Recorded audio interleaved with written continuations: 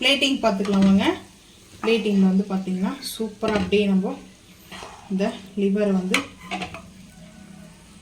அருமையாக இருக்கும். இதில் ரைஸ் மிக்ஸ் பண்ணி சாப்பிடும்போது ஒரு பிரியாணி சாப்பிட்ட மாதிரி இருக்குங்க. ஃபைனலாக நம்ம இந்த சிக்கன் சூரொட்டி வந்து வச்சுக்கலாங்க. இதுதாங்க சிக்கன் சூரொட்டி. ஸோ அது எங்கே ஓடி போச்சு, இங்கே தாங்க இருக்குது பாருங்கள் சிக்கன் சூரொட்டி. ஸோ அவ்வளோதாங்க.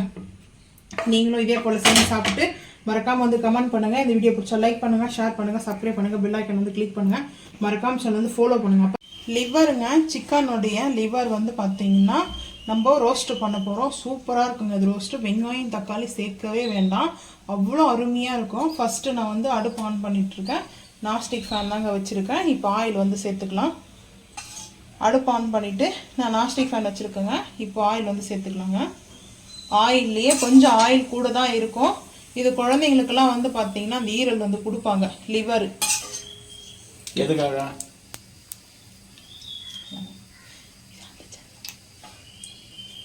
இப்போ வந்து பார்த்தீங்கன்னா ஆயில் வந்து ஹீட் ஆகிடுச்சுங்க. ஆயில் ஹீட் ஆகும்போது இந்த லிவர் வந்து அப்படியே சேர்த்துடலாங்க.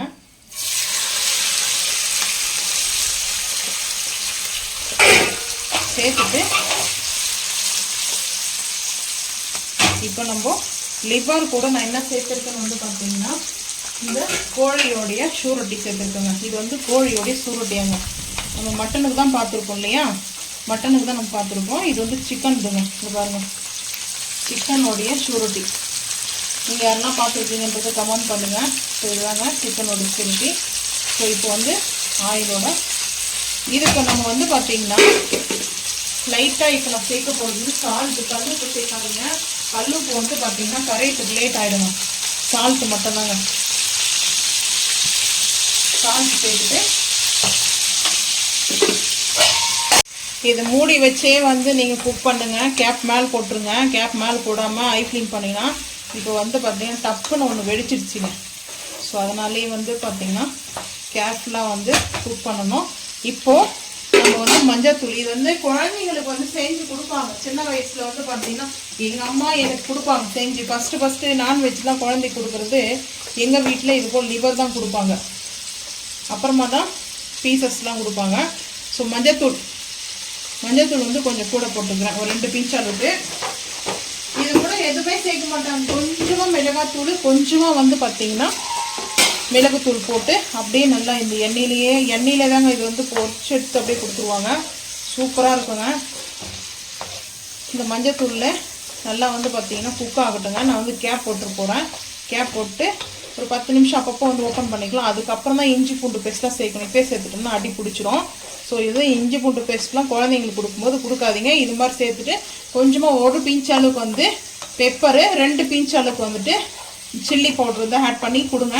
குழந்தைங்களுக்கு ரொம்ப ரொம்ப பிடிக்கும், சாப்பிடுவாங்க விரும்பி. அவ்வளோதாங்க. இது வந்து கேப் போட்டுடலாங்க. கேப் போட்டு ஐ ஃப்ளேம் இருக்கும். இஞ்சி பூண்டு பேஸ்ட்டு ஒரு 3/4 டீஸ்பூன் எடுத்துருக்கேன். காரத்துக்கு தேவையான அளவுக்கு வந்து பார்த்திங்கன்னா காஷ்மீர் மிளகாய் பொடி எடுத்துருக்கேங்க. அதுக்கப்புறம் நான் மட்டன் மசாலாவும் ஆட் பண்ணுவேன் நான். ஸோ இப்போது மிக்ஸ் பண்ணிக்கலாம்.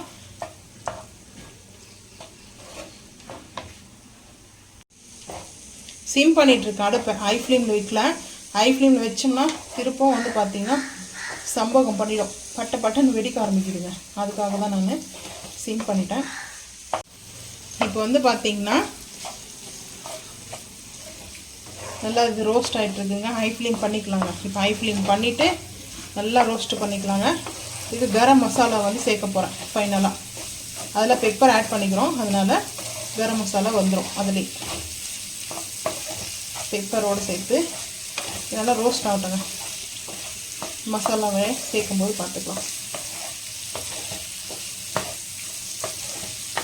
இப்போ வந்து மசாலா வந்து சேர்த்துக்கலாங்க. நான் சொன்னலையே ஃபைனலாக வந்து பார்த்திங்கன்னா ஒரு 1/2 டீஸ்பூனுக்குள்ளே இந்த கரம் மசாலா சேர்த்துட்டு சூப்பராக இருக்குங்க. அவ்வளோ அருமையாக இருக்கும். ஸோ இந்த மசாலா சேர்த்து முடிச்சுட்டு பாருங்கள், செம்ம டேஸ்ட்டு அவ்வளோ அருமையாக இருக்கும். ஃபைனலாக நல்லா வந்து கொத்தமல்லி பொடிசாக கட் பண்ணி ஒரு கைப்பிடி அளவுக்கு போட்டு இறக்கிட்டிங்கன்னா அவ்வளோ சூப்பராக இருக்கும். ரைஸ் மிக்ஸ் பண்ணி சாப்பிட்டுக்கலாங்க. இது வந்து குழந்தைங்களுக்கு கொடுக்குறது இருந்தால் பையஸ் கம் பண்ணிக்கோங்க. பெரியவங்க சாப்பிட்றது இருந்தால் நல்லாயிருக்கும். இங்கே வந்து பாருங்கள் அந்த சூரொட்டி நல்லா வந்துருக்கு பாருங்கள். எப்படி சிக்கனுடைய சூரொட்டி அவ்வளோ அருமையாக இருக்குதுங்க டேஸ்ட்டு. கொத்தமல்லியை மேலாப்பில் தூவும்போது பார்த்துக்கலாம். இப்போ வந்து பாருங்கள், கொத்தமல்லியை ஒரு கைப்பிடி அளவுக்கு தூவிட்டு ஐ ஃப்ளேம் பண்ணிட்டு அடுப்பு ஆஃப் பண்ணிடலாங்க. இந்த ஹீட்லேயே வந்து கொத்தமல்லி வந்துட்டு கரெக்டாக இருக்குங்க. கலர்ஃபுல்லான ஒரு சிக்கன் லிவர் ஃப்ரைங்க. செம்ம டேஸ்ட்டு, அருமையாக இருக்கும்.